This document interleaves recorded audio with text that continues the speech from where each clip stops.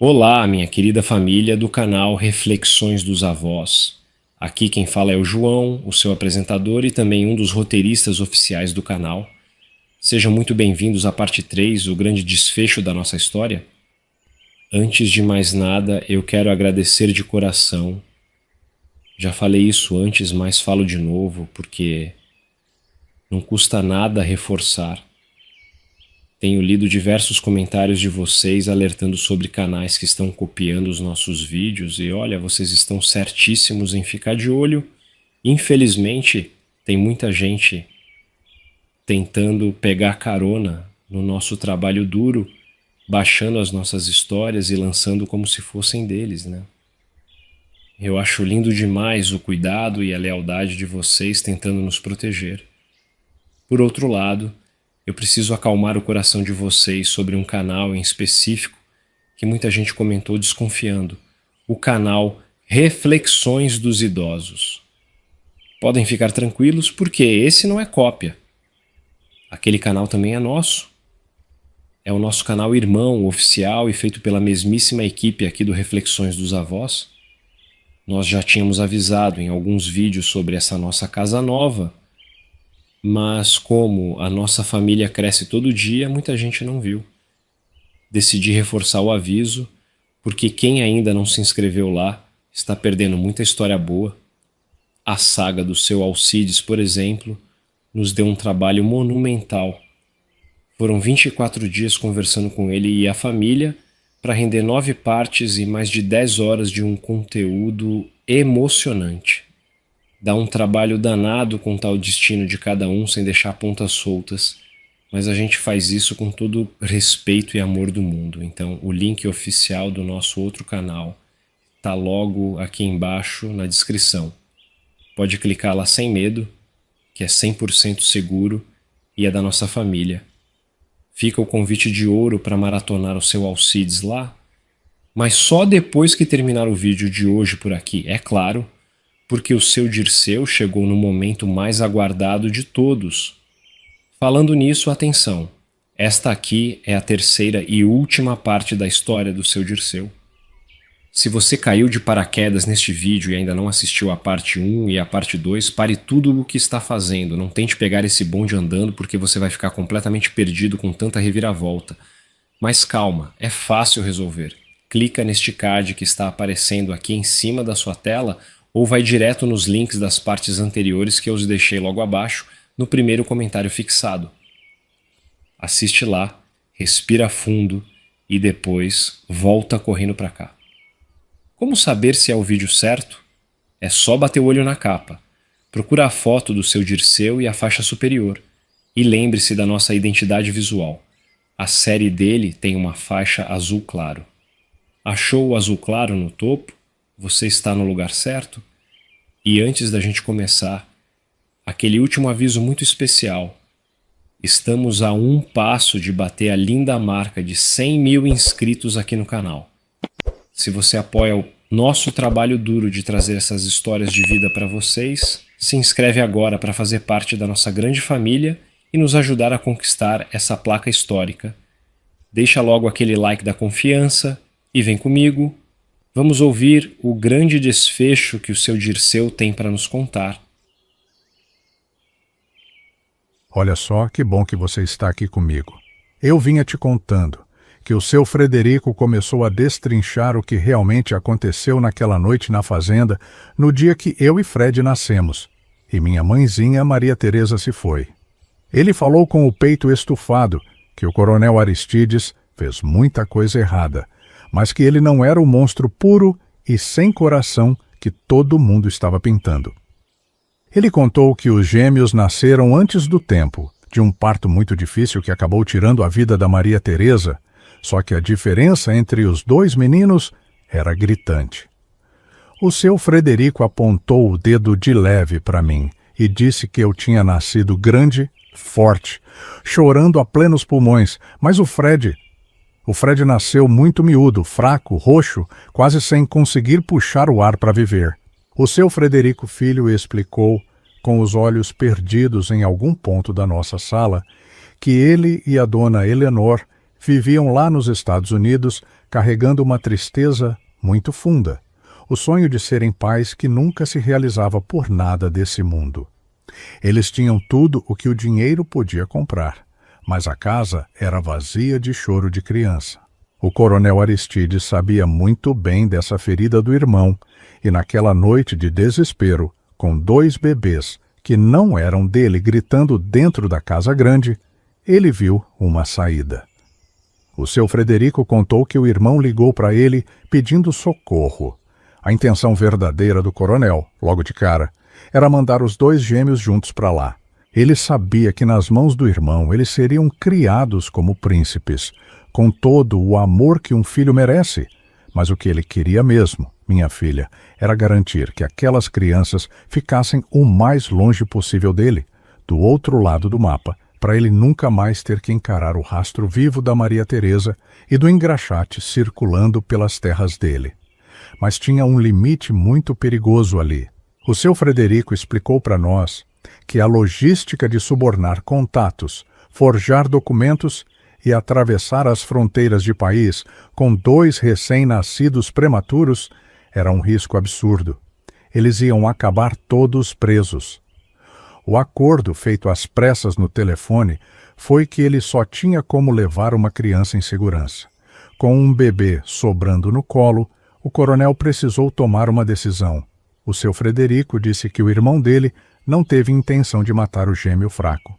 Pelo contrário, ele decidiu mandar o Fred, que estava por um fio de vida, para os Estados Unidos, porque lá eles tinham dinheiro para pagar os melhores hospitais do mundo.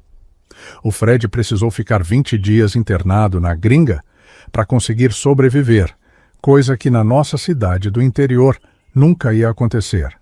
E como o meu pai generoso estava lá fora, espremido no portão de ferro, cobrando com desespero as notícias da mulher que amava, o coronel se viu encurralado. Para abafar o escândalo rápido e calar o engraxate de uma vez por todas, ele entregou o bebê que nasceu mais forte e saudável, que era eu, nas mãos do meu pai. Mentiu friamente, olhando na cara do velho, que a Maria Teresa e o outro menino não tinham resistido ao parto. O seu Frederico levantou as mãos com os olhos vermelhos, quase implorando para a gente acreditar. Ele jurou por Deus que o coronel pagou uma verdadeira fortuna para a parteira daquela noite. E pagou não só para ela calar a boca e esconder o segredo da cidade, mas pagou principalmente para ela cuidar do bebezinho fraco em segredo. Era para ela garantir, com a própria vida, que o menino sobrevivesse e chegasse vivo até os braços dele e da dona Eleanor. E foi assim que a teia de mentiras enganou até o sangue deles mesmos. O seu Frederico filho engoliu seco e confessou que a mãe dele, a dona Eulália, nunca soube de uma vírgula dessa maldade.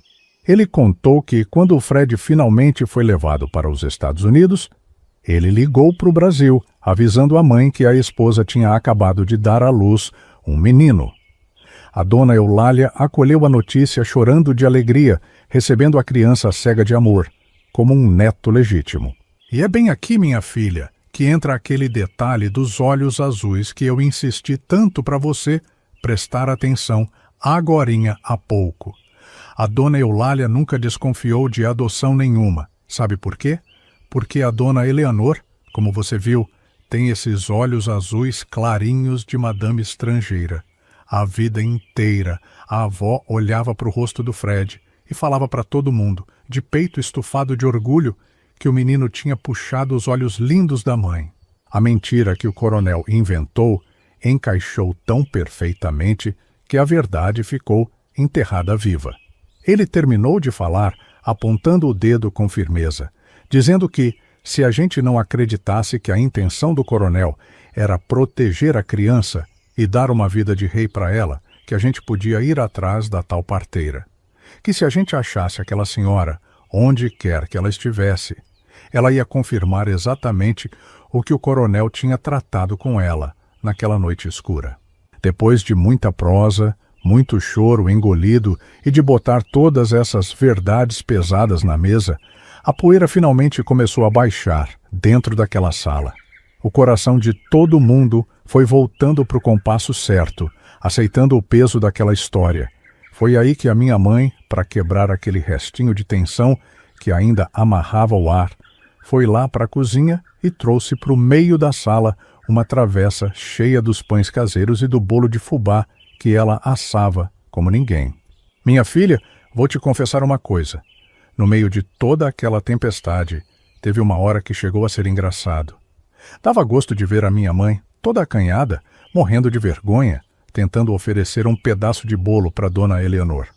A mãe falava com as mãos, apontava para o prato, dava aquele sorriso miúdo de quem não sabe o que dizer, e a madame estrangeira respondia naquele inglês enrolado, fazendo gesto também e sorrindo para dizer que estava uma delícia. Era uma confusão de língua que só Deus entende, mas o idioma do afeto e do respeito, as duas falavam direitinho. Foi um dia muito esquisito, não vou mentir. Ter a família daquele homem poderoso sentada no nosso sofá humilde era uma coisa que eu não estava acostumado. Mas olha, foi 1.000.000 de vezes melhor do que as tragédias que eu tinha passado a madrugada inteira desenhando na minha cabeça. Não teve briga, não teve ofensa, não teve grito. Teve só a dor de quem precisava entender o passado para conseguir seguir em frente. Num certo momento da tarde, o seu Frederico e o meu pai levantaram, pediram licença para nós e foram os dois caminhar lá fora, no nosso terreiro de terra batida. Ficaram lá um tempão, os dois senhores andando devagarzinho, conversando a sós, longe dos nossos ouvidos. Eu e o Fred ficamos só olhando os dois pela janela da sala. Até hoje, minha filha, eu não faço a menor ideia de quais palavras foram trocadas ali naquele terreiro. Nunca soube, mas eu entendi que foi uma conversa de pai para pai, um acerto de contas com o destino que pertencia somente aos dois. Quando o sol foi baixando e chegou a hora daquela visita ir embora, a despedida já tinha outro cheiro, outra cor. Tinha uma leveza que não existia na hora que o portão de ripa abriu de manhã, debaixo daquela tensão toda. E foi ali no quintal, enquanto os mais velhos se abraçavam e a Dona Eleanor se despedia do nosso Juninho com um brilho de ternura no olhar, que a minha mãe apareceu com uma sacola caprichada. Ela tinha embrulhado os pães e os bolos no pano de prato mais alvo e limpo que tinha na gaveta. Um pano alvíssimo, guardado para as grandes ocasiões. A mãe pediu para o Fred traduzir que aquele agrado era um presente dela para a avó Eulália, um gesto de paz entre as duas casas. Foi bem nesse momento, no meio daquela troca de gentilezas, que eu e o Fred chegamos num acordo silencioso. Nós combinamos, num cochicho rápido e muito firme, longe dos ouvidos de todo mundo, qual ia ser o nosso próximo passo para desenterrar a raiz de toda aquela mentira. Nós decidimos que no dia seguinte íamos sentar com o nosso pai generoso e pedir para ele levar a gente até a casa do nosso avô Bartolomeu. A gente sabia que ficava para o centro da cidade, lá pelas bandas da praça onde o meu pai passou a juventude, ganhando a vida como engraxate. Mas nós precisávamos dele para ditar o caminho exato. O Fred ia assumir o volante do carrão dele e a gente ia atrás dessa nossa raiz. Só nos restava rezar, e rezar com muita força, para o velho Bartolomeu ainda estar vivo para receber o furacão que ia bater na porta dele. O dia amanheceu com aquele sereno fino cobrindo as telhas e o meu peito já estava num descompasso só. Eu mal tinha acabado de tomar a caneca de café quando ouvi o ronco do motor do Fred encostando no portão. Saímos eu e o pai já prontos para a jornada, mas quando chegamos na calçada, veio a surpresa. O Fred não estava sozinho. No banco da frente já estava o seu Frederico, com o rosto sério e o olhar fixo no para-brisa. Assim que nos viu, o homem desceu do carro com toda a pressa do mundo. O Fred explicou rápido que o pai tinha ficado sabendo do nosso plano de ir atrás do casarão do avô Bartolomeu, e de jeito nenhum aceitou ficar para trás. Ele disse que precisava ir junto, que aquela história também era dele e que ele não ia sossegar enquanto não visse o desfecho desse encontro. Mas olha que gesto de respeito, minha filha. O seu Frederico não aceitou de jeito nenhum continuar ali, naquele banco da frente. Ele abriu a porta do passageiro e fez questão que o pai se sentasse ali, ao lado do Fred. Disse com toda a má educação que, como era o velho, quem conhecia cada palmo daquelas ruas e precisava ditar o caminho exato para a gente não se perder, o lugar dele era ali na frente, no comando da direção. Então, fomos nós 4 naquele bicho de ferro preto, o Fred no volante, o pai ali do lado dele guiando a rota, e eu e o seu Frederico fomos instalados no banco de trás. E vou te falar, meu bem, de apertado ali não tinha nada. Aquele carro era um luxo só. O banco de trás era um verdadeiro latifúndio de couro. Cabia 3 a 4 pessoas com sobra. Eu e o Ricaço fomos ali com todo o conforto do mundo. O pai ia apontando com o dedo. Vira ali na próxima, segue direto, agora rumo ao centro. Ele conhecia aquele trajeto de cores salteado, dos tempos em que cruzava aquelas calçadas com a caixa de engraxate nas costas. A gente ia deixando o barro da nossa rua para trás e entrando no asfalto liso do centro da cidade, passando pela praça principal, bem perto de onde tudo começou. O coração batia na garganta. As ruas mais largas e arborizadas, até que o pai apontou com o dedo trêmulo para frente e mandou encostar. Minha filha, nós paramos na frente de uma propriedade que tomava um quarteirão quase inteiro. Não era uma casa, era um palácio. Uma construção imponente, lindíssima, com muros altos e um portão de ferro trabalhado que parecia de cinema. Tinha até guarita na entrada, para você ter uma ideia do nível de riqueza. Um segurança fardado saiu lá de dentro, desconfiado, mas o Fred encostou o carro e baixou o vidro. O guarda bateu o olho naquele bicho de ferro preto, viu o banco de couro, viu o seu Frederico que desceu, vestido com roupa de fora, e o tratamento mudou na hora.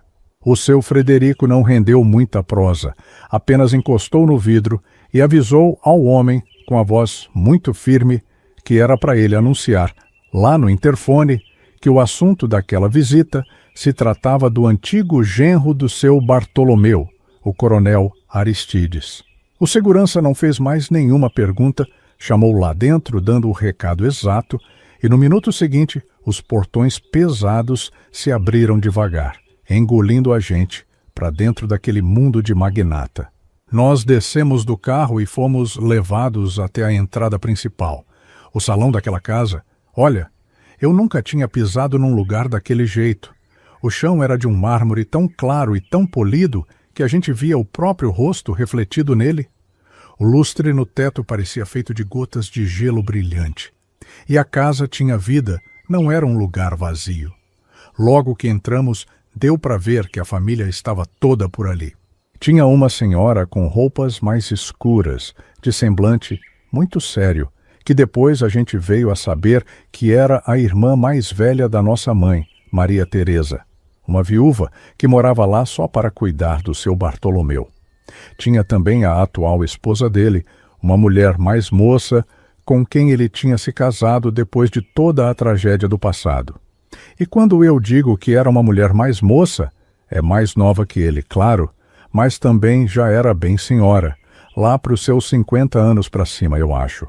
Dava para ouvir as vozes de umas crianças pequenas correndo e brincando pelos corredores lá de trás. Foi então que a gente ouviu o barulho de passos lentos no alto. O avô Bartolomeu começou a descer a escadaria curva que dava para o salão. Era um homem de muita presença, de cabelos muito brancos e postura impecável. Como o recado já tinha sido dado lá no portão pelo interfone, ele não desceu com cara de surpresa. Ele era um homem de negócios, acostumado a lidar com qualquer situação. Então, desceu os degraus, olhando para o nosso grupo com aquela curiosidade blindada, com a educação firme de quem vai resolver um problema. Afinal de contas, a gente tinha chegado num carrão, acompanhados de um senhor de terno fino. Gente da alta roda sabe receber os seus, mesmo quando a visita vem desenterrar fantasma. O seu Frederico tomou a frente. Com a voz firme, mas cheia de cautela, ele se apresentou formalmente como irmão do coronel Aristides e confirmou que o assunto que trazia a gente até ali era mesmo sobre o antigo genro dele. O avô Bartolomeu parou no último degrau daquela escadaria imensa, com a mão pesada ainda firme no corrimão de madeira entalhada. Com a pose de patrão e com a voz seca, cortante como uma lâmina, disse direto que não ouvia falar do antigo genro há muitos e muitos anos e que não tinha o menor interesse em mudar isso. Explicou, sem dar nenhuma volta, que aquele nome era uma porta fechada a 7 chaves na alma dele. Um passado que a família tinha enterrado fundo e deixado para trás há décadas, por puro desgosto. Ele sustentou o olhar, muito autoritário, exigindo saber qual era a precisão de desenterrar aquilo logo na casa dele. Mas foi bem no meio daquela impaciência que os olhos do homem recaíram sobre mim e o Fred. O avô Bartolomeu estreitou os olhos. Ele não fazia a menor ideia de neto nenhum, não tinha ligado os pontos da história da filha ainda. O que pegou ele de surpresa, o que fez o rosto dele dar uma travada de choque, foi perceber na mesma hora que nós dois éramos a cópia exata um do outro. Ele passou a visão pelo nosso corpo todo, devagar, completamente atordoado, com a diferença brutal entre nós. De um lado estava eu, com a pele curtida, queimada de um sol de rachar o lombo lá na feira, de roupa simples. Do outro lado, o Fred, com a pele clara e vestindo um terno de alta classe. O espanto do homem era tentar entender o que 2 sujeitos idênticos, de mundos tão absurdamente opostos, estavam fazendo juntos na sala dele.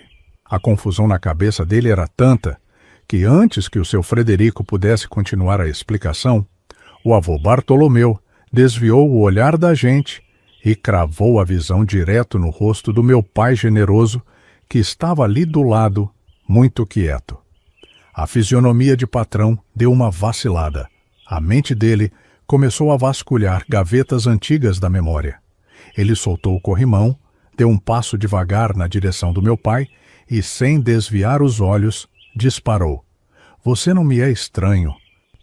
A voz dele engrossou, cheia de desconfiança. "De onde é que eu te conheço?" Antes que o pai pudesse abrir a boca para responder, o seu Frederico percebeu que aquele salão não era o lugar certo para a bomba que estava prestes a estourar. Toda hora passava um empregado cruzando o espaço, ou a voz das crianças ecoava lá do fundo, com aquela pose de homem do mundo, muito desinibido e prático. Ele tomou a palavra e perguntou, com toda a educação, se o avô Bartolomeu não tinha um lugar mais reservado para a gente conversar. O avô, ainda com os olhos desconfiados cravados em cima do pai, concordou. Ele nos guiou por um corredor largo, até um escritório fechado com cheiro de charuto, couro e madeira de lei. Ele mesmo bateu a porta pesada, cortando qualquer barulho do resto da casa. Apontou umas poltronas para a gente se acomodar, tomou o lugar dele atrás de uma mesa imensa, cruzou as mãos com firmeza e foi direto ao ponto. Perguntou de uma vez por todas o que é que tinha trazido a gente para dentro da casa dele. O seu Frederico, que tinha a fala fácil e não tremia na base, puxou a responsabilidade. Ele olhou bem no fundo dos olhos do avô Bartolomeu e disse que o assunto não era só sobre o coronel Aristides. Era, antes de tudo, sobre a filha dele, a Maria Teresa. No que esse nome encheu o silêncio do escritório, o avô Bartolomeu enrijeceu na cadeira. O choque bateu forte no rosto dele, mas ele era um homem forjado na dureza da vida, acostumado a mandar e a não se curvar. Em vez de amolecer ou perder as forças, ele se inclinou para a frente e bateu a mão espalmada na mesa. Mandou o seu Frederico falar de uma vez por todas, jogar tudo no claro, porque ele não tinha paciência para joguinho de suspense e exigia saber o que estava acontecendo. Foi aí que o seu Frederico não poupou mais nenhuma palavra.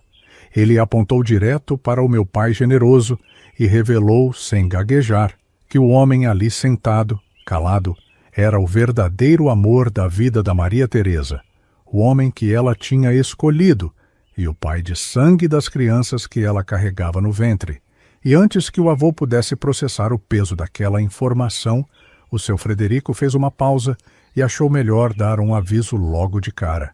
Antes de mais nada, para cortar qualquer ideia de vingança que pudesse brotar na cabeça do magnata, ele revelou a seco que o irmão dele, o coronel Aristides, já era falecido fazia 4 anos.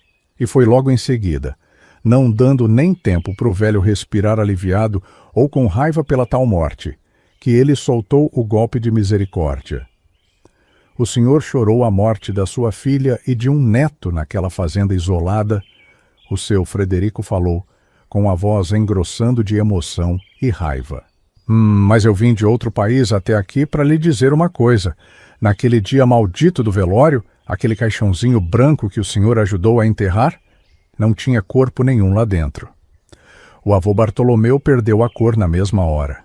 O rosto dele começou a repuxar numas caretas estranhas, como se a mente estivesse fazendo uma força descomunal para não rachar no meio de tanta informação. Ele virou o rosto devagar, com a respiração presa, e cravou aquele olhar atordoado no meu pai. O pai não piscou, não abaixou a cabeça para riqueza nenhuma. Ele apenas sustentou o olhar do magnata e confirmou, balançando a cabeça bem devagar, num gesto pesado que carregava todos aqueles anos de injustiça. Mas minha filha? É claro que um homem daquele calibre, vivido nos negócios e calejado na vida, jamais ia engolir uma história tão grande e tão absurda assim de primeira. Ele bateu a mão na mesa e exigiu saber de tudo, os mínimos detalhes, e foi o que nós fizemos. Nós tivemos que contar a história inteira de novo, do começo ao fim, ali dentro daquele escritório.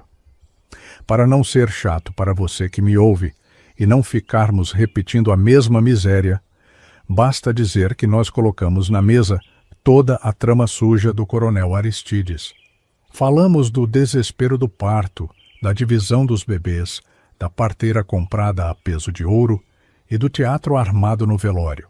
Enquanto a gente ia puxando o fio daquela história, o avô Bartolomeu arregalava os olhos, escutando tudo sem conseguir piscar. A cada crueldade revelada sobre o antigo genro, o choque e a revolta tomavam conta dele. Bem no meio da conversa, quando a gente chegou na parte em que o Fred foi despachado para longe, quase sem vida, o choro do velho Bartolomeu rompeu. As lágrimas começaram a descer grossas e soltas, lavando o rosto daquele homem. Mas o choro rasgado logo virou uma fúria cega. O avô deu um grito alto, mas tão alto e carregado de um ódio que veio lá do fundo da alma, que por pouco não fez os vidros da janela do escritório tremerem. Ele cravou os olhos no seu Frederico e cuspiu as palavras, chamando o ricaço de bandido na nossa cara. Gritava com a veia do pescoço saltada, dizendo que ele era igualzinho ao coronel, da mesma corja maldita, e que os dois não valiam o chão que pisavam. O avô não quis saber de conversa. Levantou da mesa com a força de um touro, com o sangue fervendo, e foi para cima do seu Frederico com os punhos cerrados para bater e lavar a honra ali mesmo. A confusão só não foi parar nas vias de fato, porque a porta do escritório se escancarou com violência. Era a filha mais velha dele, a viúva. Ela entrou no susto e se jogou no meio da confusão, segurando o pai com as 2 mãos para impedir a pancadaria. E olha, a mulher virou uma onça para o nosso lado. Com a voz alterada e muito braba, ela mandou a gente dar o fora da casa deles na mesma hora. Perguntou com que direito a gente tinha a coragem de chegar ali do nada para afrontar a família e tirar a paz do pai dela. Apontou o dedo na nossa direção, exigindo respeito e berrando a plenos pulmões que o pai dela já tinha quase 80 anos de vida nas costas e que a gente estava fazendo uma covardia absurda. Só que a bravez dela perdeu a força no momento seguinte. O avô Bartolomeu não se acalmou e nem deixou a filha botar a gente para correr. Ele cortou o sermão da viúva no meio e, com o peito subindo e descendo, começou a despejar tudo de uma vez.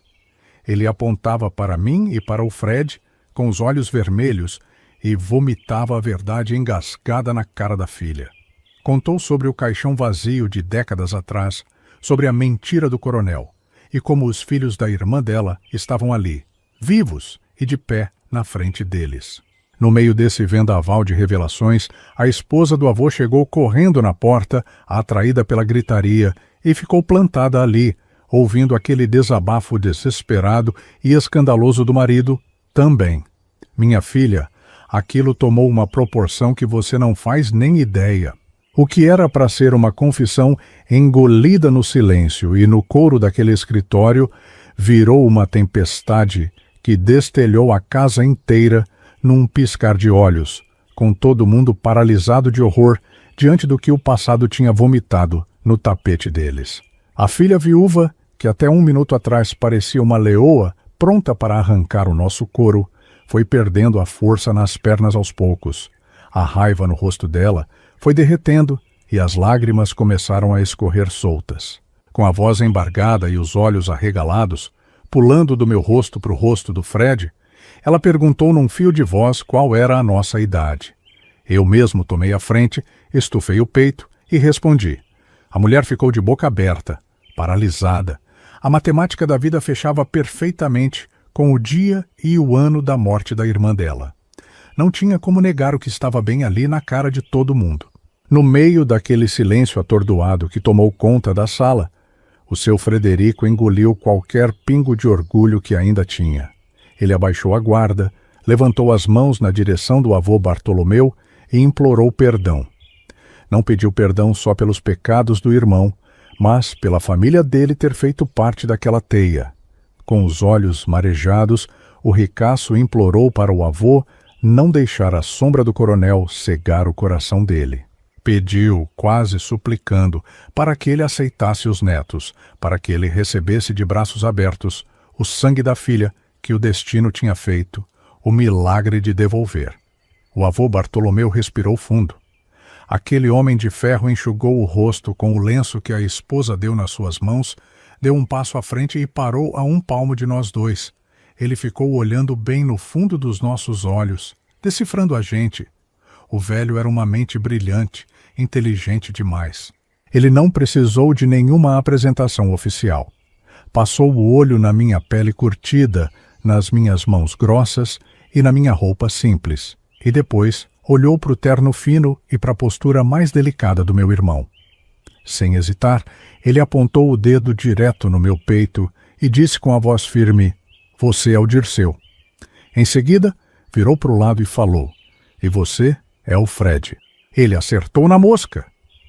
Só pelo nosso jeito, pela estampa de cada um, ele ligou perfeitamente os rostos com as 2 histórias de vida que tinha acabado de escutar. Foi nessa hora que o meu coração não aguentou mais fazer força. Eu olhei bem para aquele homem imponente, dei um passo na direção dele e, com a voz falhando, chamei ele de avô pela primeira vez na vida. Minha filha. A represa estourou de vez. Aquele senhor, dono de tudo, que governava a vida como um trator, se entregou de corpo e alma. Ele me puxou num abraço tão bruto e tão desesperado que parecia querer me colocar para dentro do peito dele. O avô chorava de soluçar alto, um choro solto.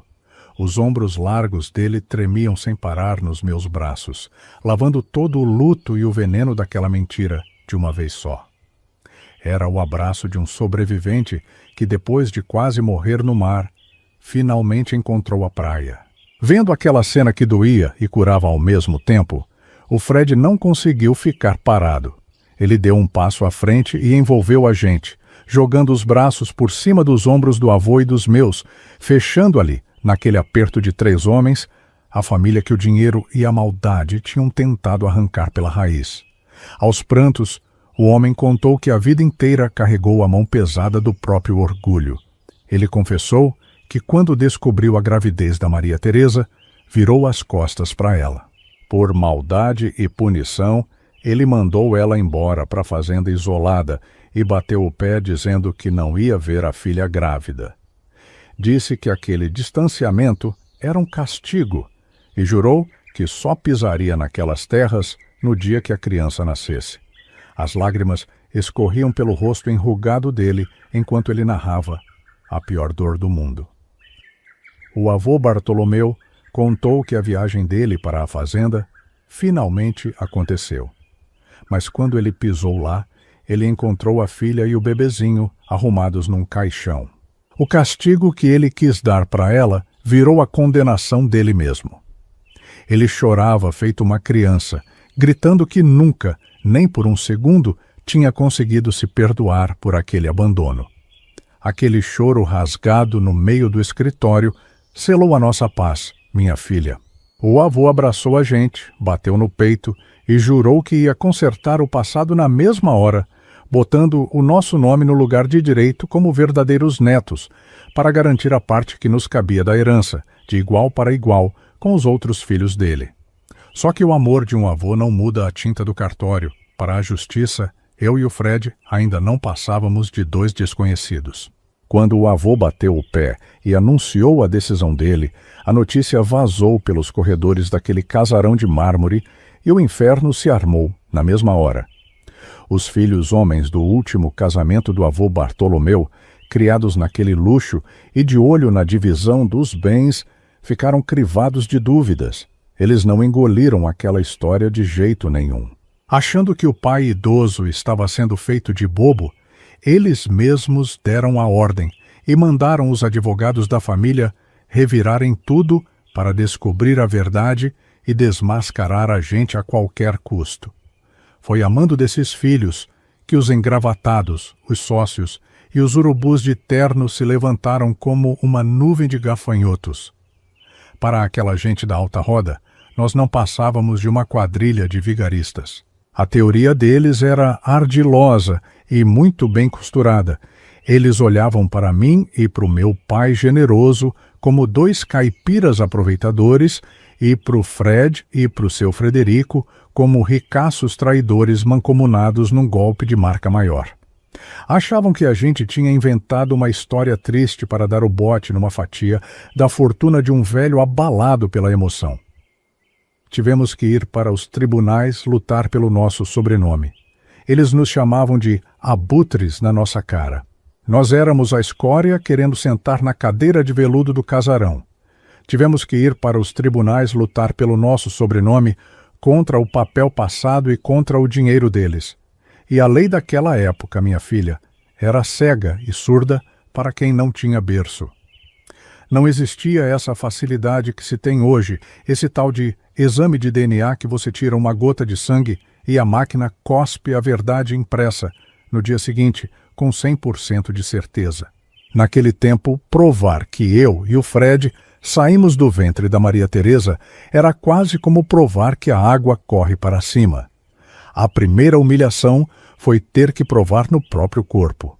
O avô Bartolomeu, que não era homem de se encolher, bateu de frente com os próprios advogados e pagou do bolso dele os maiores especialistas da capital. Nós tivemos que viajar, entrar naquelas clínicas brancas e geladas, tirar vidros e mais vidros de sangue. Eles fizeram o tal do exame de tipagem sanguínea, o sistema ABOS e o fator RH, reviraram o sangue do meu pai, o meu, do Fred e os registros médicos antigos da nossa mãe. O resultado batia em tudo, a biologia dizia que era possível, mas o juiz, um homem de cara amarrada e óculos na ponta do nariz, despachou, dizendo que sangue compatível não era exclusividade nossa. Para a lei, não era prova definitiva. Depois veio a junta médica.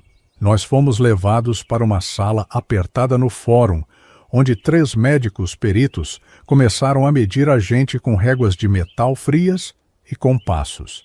Mediam a distância dos nossos olhos, o formato exato do maxilar, a grossura do osso do nariz, o desenho do lóbulo da orelha.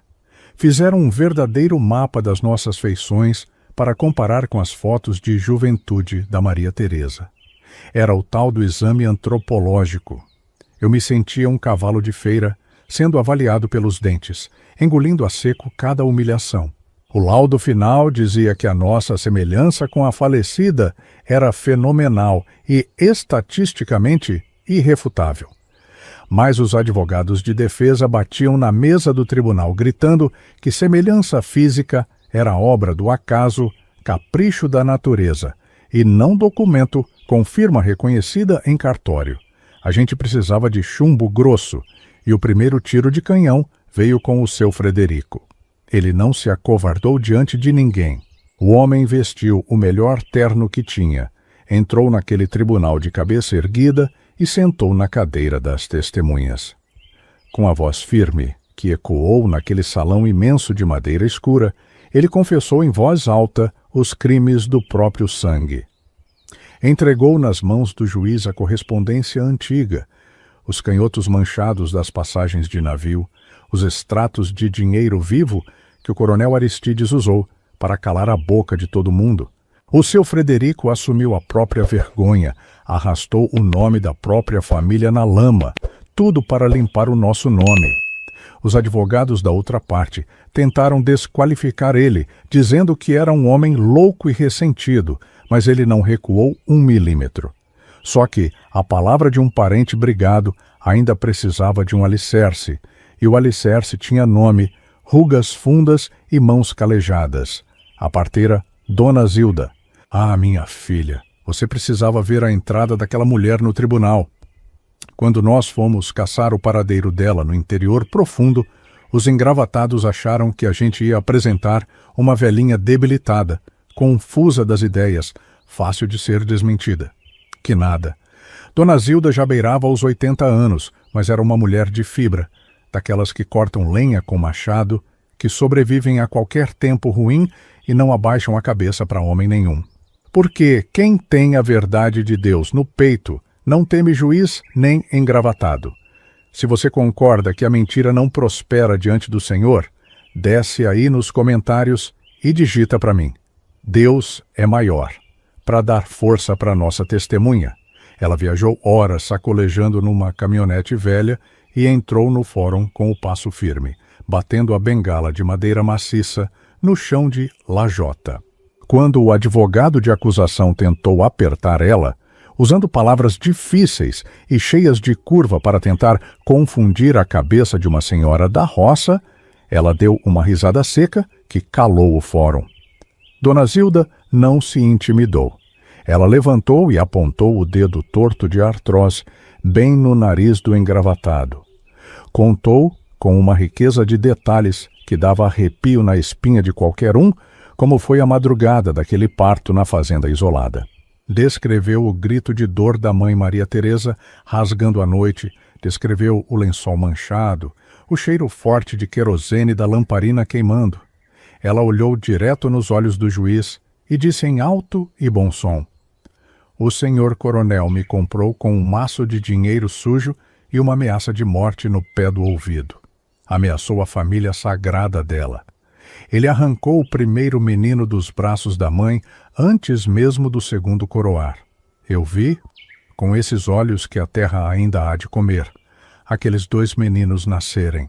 E são aqueles 2 ali sentados. A velha senhora se manteve de pé, como uma rocha inabalável. O depoimento dela foi uma marretada violenta nas pernas da mentira. Eu chorei tanto. Todos choramos. Meu pai então nem queira saber, que chegou a passar mal. As pernas amoleceram de um jeito incrível. Teve que sair da sala carregado. Eu fiquei com ele do lado de fora acudindo. Não conseguia ouvir tudo que Dona Zilda falou lá dentro. Mas mesmo com a força da Dona Zilda, mesmo com as confissões do seu Frederico, os urubus de terno não desistiam de jeito nenhum. Diziam que testemunha miserável se compra com qualquer trocado. Diziam que papel velho se falsifica na esquina. O juiz, vendo que a guerra não ia ter fim e que a fortuna incalculável do avô Bartolomeu estava em jogo, percebeu que precisava da prova final.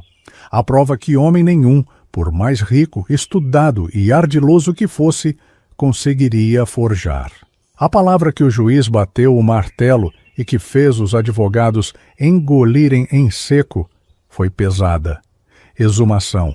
O dia da exumação foi a manhã mais fria e cinzenta que eu já vi na minha vida. O cemitério não era como os cemitérios de terra batida que eu conhecia. Era uma cidade de pedra, tinha anjos de mármore branco, em tamanho real, chorando em cima dos jazigos, cruzes de ferro maciço, correntes pesadas e ruas largas e asfaltadas passando bem no meio dos túmulos. Quando nós chegamos lá, caminhando devagar, já estava tudo armado. O oficial de justiça, enviado pelo tribunal para garantir o cumprimento da lei, estava presente. Era um homem de rosto fechado, vestido com um sobretudo escuro, segurando a pasta com a ordem do juiz e com a outra mão afundada no bolso por causa da ventania gelada. Os peritos da polícia estavam apostos logo atrás dele, segurando aquelas maletas de couro e ferramentas pesadas.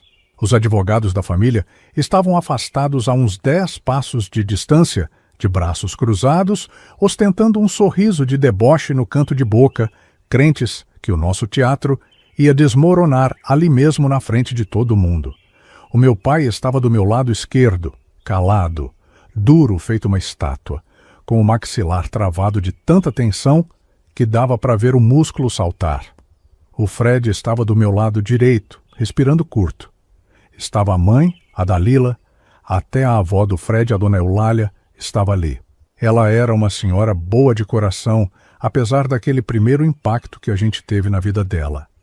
E mais à frente de todos nós, amparado por uma bengala grossa, estava o avô Bartolomeu. O rosto do velho estava cortado pela dor, o olhar perdido. Afinal de contas, a justiça estava obrigando ele a desenterrar o próprio luto de décadas. Os coveiros chegaram arrastando os pés de cabra e as marretas pesadas. Quando eles enfiaram o ferro nas frestas da laje de mármore branco do jazigo da nossa família, o barulho agudo da pedra raspando fez o meu sangue gelar na veia.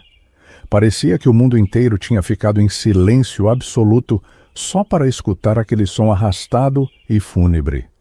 O cheiro de umidade, de terra trancada, de coisa antiga que não devia ver a luz do sol, subiu no ar quando a tampa de pedra cedeu e foi arrastada para o lado, com um baque surdo.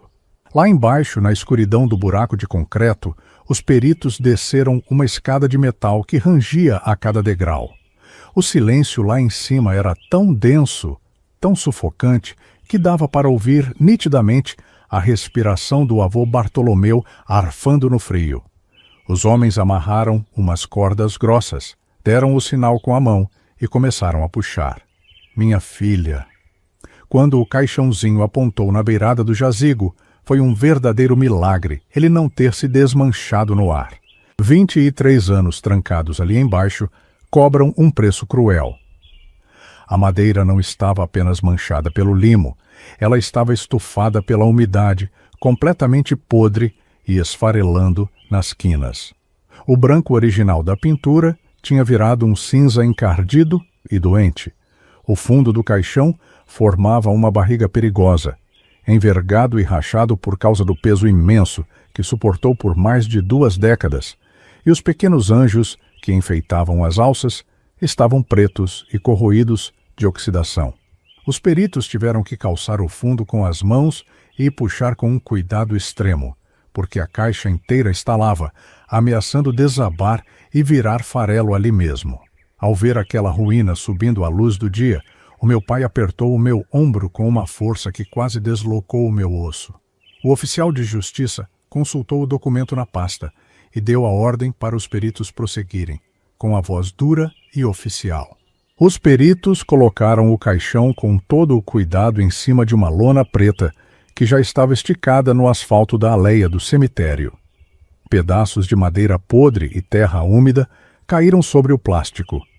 Um deles pegou um alicate de pressão, daquele bem grande, e quebrou o lacre de chumbo que envolvia a fechadura grossa de ferrugem. Eu vi o momento exato em que o avô Bartolomeu não aguentou. Ele fechou os olhos e virou o rosto um pouco para o lado, esperando ver, depois de tanto tempo, os restos mortais do neto que ele chorou. A tampa, que já estava oca e consumida pelo tempo, não precisou de muita força. Ela deu um estalo seco e chegou a quebrar em um dos cantos quando foi forçada para cima. Foi nessa fração de segundo que os advogados deram um passo para frente.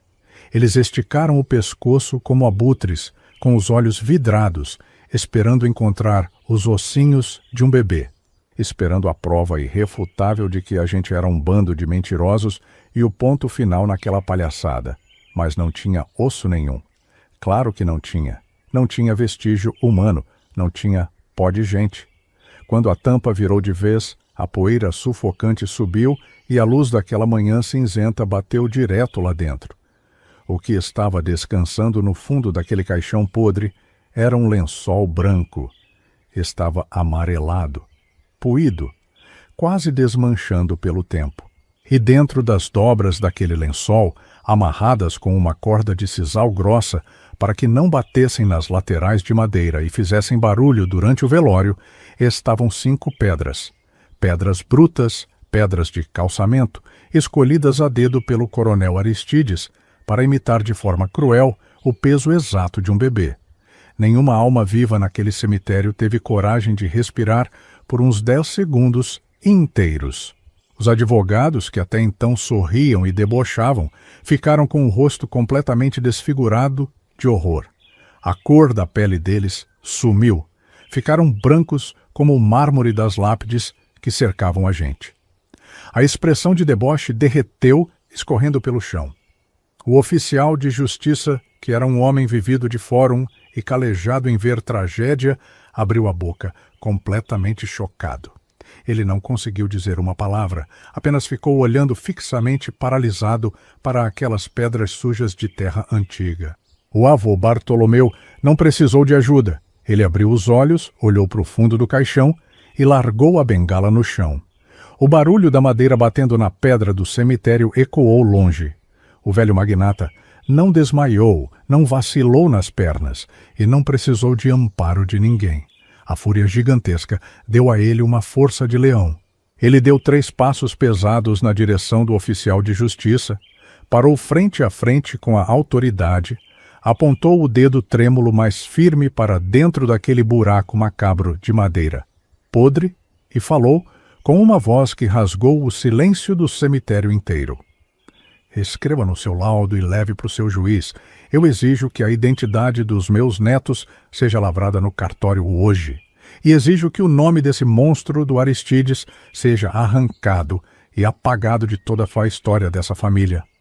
A dona Eulália chorou. Feito um bebê de colo, eu senti muito por ela. Foi amparada pelo Fred e seu filho mais velho, Frederico. E foi exatamente ali, olhando para o peso daquelas pedras brutas amarradas num sisal, que a certidão de óbito falsa virou poeira. A nossa certidão de nascimento verdadeira estava assinada naquele terror.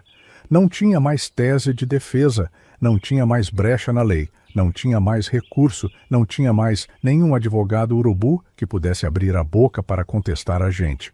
Ninguém, nem o golpista mais criativo do mundo, inventaria a história macabra de um caixão cheio de pedras se não soubesse exatamente da maldade que o próprio diabo tinha arquitetado décadas atrás. Naquela mesma semana, a justiça canetou. A sentença do juiz foi implacável, não deixava pedra sobre pedra. O casamento do coronel foi desmascarado nas páginas do processo, toda a farsa foi desfeita, a paternidade inquestionável do meu pai generoso foi reconhecida por força de sentença judicial absoluta, e o sobrenome imponente do magnata Bartolomeu foi cravado com tinta preta e forte nos nossos novos registros.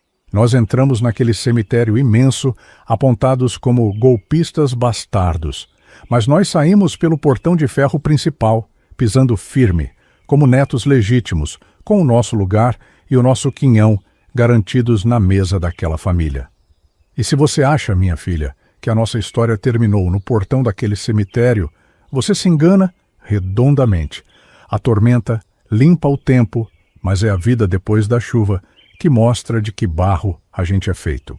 Eu e a minha Dalila saímos daquela nossa meia água de tijolo aparente. Com o nosso direito reconhecido no papel, nós ganhamos uma casa muito boa, espaçosa, de alvenaria firme. E nós fizemos questão absoluta de que fosse bem pertinho da casa da minha sogra, porque a família unida sempre foi a nossa maior riqueza. E não vá pensando que eu deitei na rede para viver de herança não, viu? Homem que aprendeu a ler o mundo contando moeda não serve para ficar com as mãos limpas à toa. Eu fui trabalhar direto na fábrica de mármores da família. Foi lá, no meio da poeira da pedra e do barulho do maquinário pesado, que eu aprendi os segredos do ofício. E sabe quem foram os meus grandes professores? Os meus próprios tios. Aqueles mesmos homens que me olharam torto e me chamaram de aproveitador no começo. Ali dá amansa o orgulho, meu bem. Eles acompanharam o meu suor de perto, engoliram a desconfiança de vez e vieram me pedir desculpas olhando no meu olho. Como homens direitos. A nossa casa nova, minha filha, não demorou quase nada para encher de alegria e daquele barulho bom de criança correndo para lá e para cá. O nosso Juninho, que era só um bebezinho de colo, que ainda estava lá babando a roupinha dentro daquele caixote de maçã, quando o nosso encontro com o Fred virou a nossa vida de ponta cabeça. Foi crescendo e virou o irmão mais velho.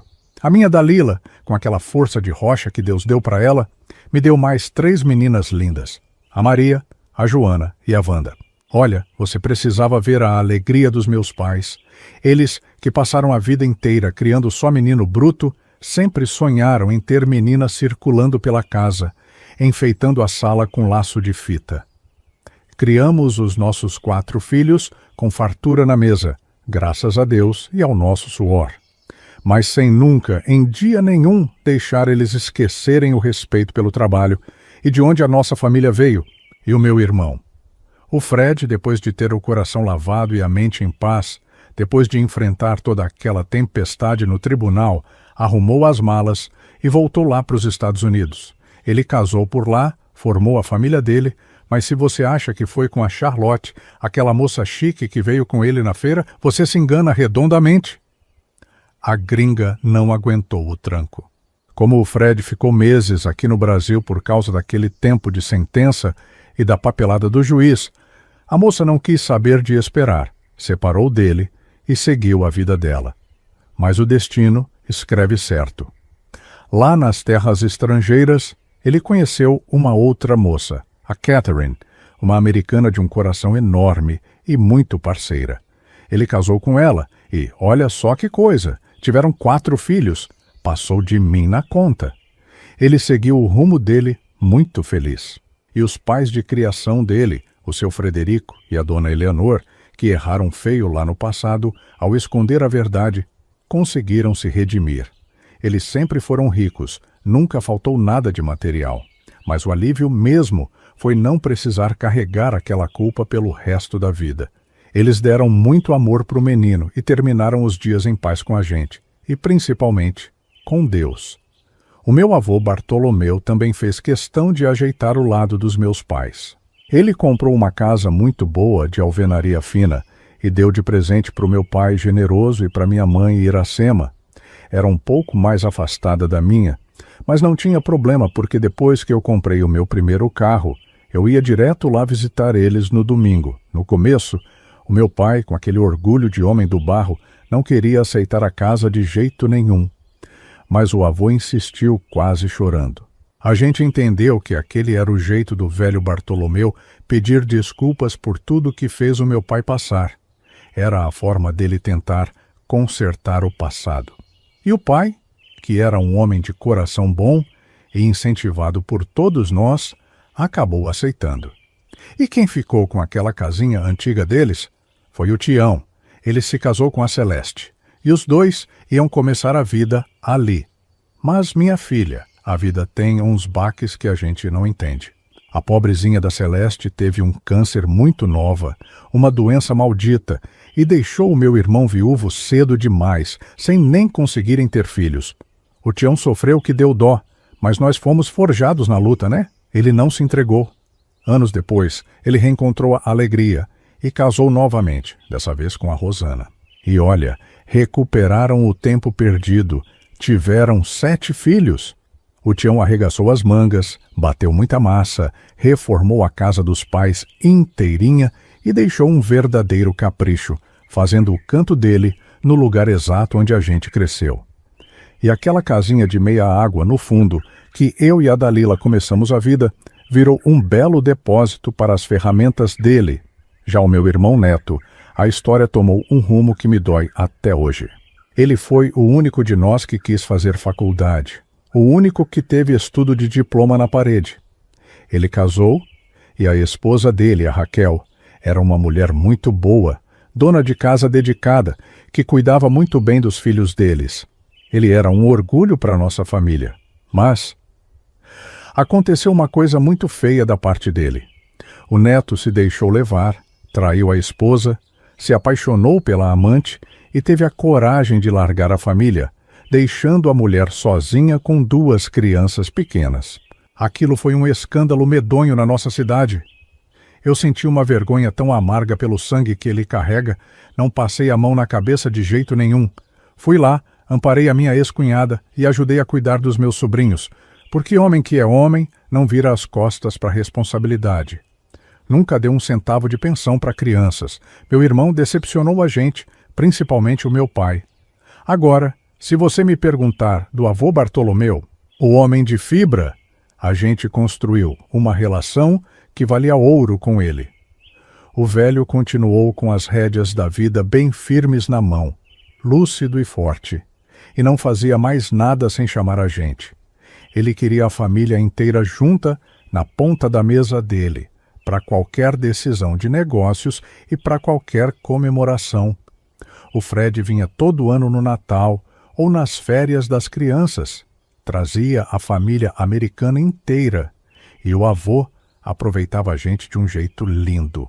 Ele aproveitou cada segundo que a vida lhe devolveu para amar os netos que o destino tentou arrancar dele. Faleceu descansado, dono de si, com impressionantes 97 anos de idade. E os meus pais? O seu generoso e a dona Iracema.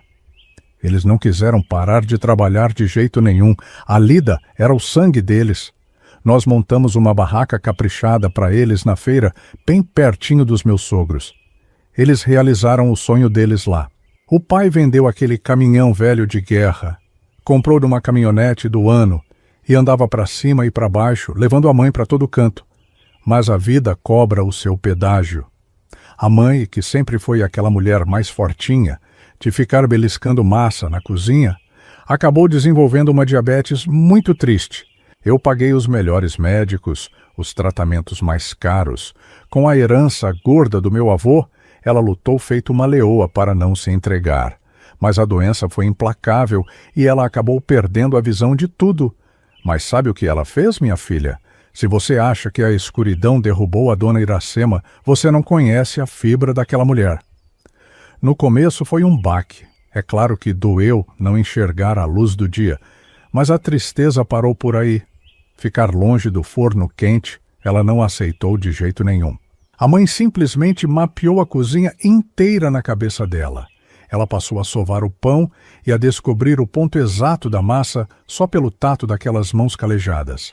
E sabia que o bolo estava assado só pelo cheiro bom que invadia a casa.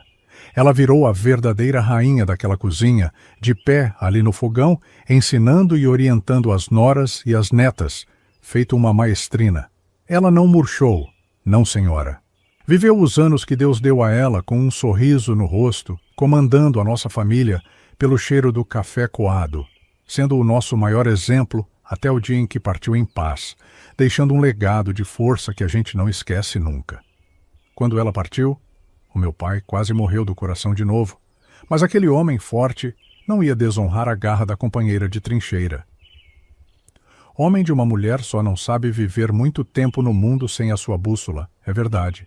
Ele viveu os últimos anos dele rodeado pelos netos, contando os causos da vida com orgulho, até que um dia o coração deu o último aviso. Ele descansou de vez, num infarto rápido, sem sofrimento, indo direto se encontrar com a minha mãe. Agora, se você está aí se perguntando da minha Dalila, minha filha, a minha rocha continua firme e forte bem aqui do meu lado. Os cabelos dela embranqueceram todos e as mãos estão marcadas pelo tempo. Mas o sorriso e o olhar amoroso são exatamente os mesmos de quando a gente começou a vida naquela casinha apertada de tijolo aparente. Ela continua sendo a matriarca absoluta da nossa família, a comandante de tudo, A nossa casa hoje vive lotada. O Juninho, a Maria, a Joana e a Wanda já criaram asas, seguiram os caminhos deles, mas todo santo domingo um ou outro bate ponto aqui. A nossa mesa do quintal precisou até ser aumentada porque os meus filhos me deram um batalhão de netos. E agora já tem até bisneto correndo pelo nosso terreiro, bagunçando as plantas da Dalila. Ver a minha esposa sentada na cabeceira daquela mesa imensa, distribuindo o almoço de domingo e dando risada com o nosso sangue que se multiplicou. Olha, é a maior vitória que um homem pode ter na vida. Para te falar a verdade bem nua e crua, fazendo a minha reflexão final, eu não posso reclamar da minha vida, não. E olha, sendo muito honesto com você e com Deus, eu não guardo mágoa nenhuma pelo que o coronel Aristides fez. A raiva é um veneno que não serve para nada. A gente pensa no pior, mas a verdade é que o Fred nasceu quase sem vida. Era muito possível que, se ele tivesse ficado no nosso interior, no nosso barro, ele não tivesse sobrevivido. Aquele caminho torto garantiu que o meu irmão ficasse vivo para um dia eu saber a verdade. E o meu pai, o meu querido pai generoso, querendo ou não, teve a chance de viver momentos lindos com o filho de sangue que ele achava que tinha enterrado. Eu só tenho a agradecer. Obrigado, do fundo do meu peito, se você teve a paciência de poucos para me ouvir até o final dessa longa caminhada. Nesses tempos de tanta pressa, saber que tem uma família tão grande do outro lado, uma verdadeira multidão, parando as suas vidas para escutar a história de um homem simples, é um presente que não tem preço. Que Deus abençoe grandemente você, a sua casa e toda a sua família. Um abraço bem apertado do seu amigo Dirceu. Olha eu aqui de novo. Passando para reforçar o convite, agora que terminamos a história do seu Dirceu, deixo aqui na tela para você a saga do seu Alcides, um conteúdo emocionante. Caso você ainda não tenha assistido, então vai lá agora mesmo. Fique com Deus.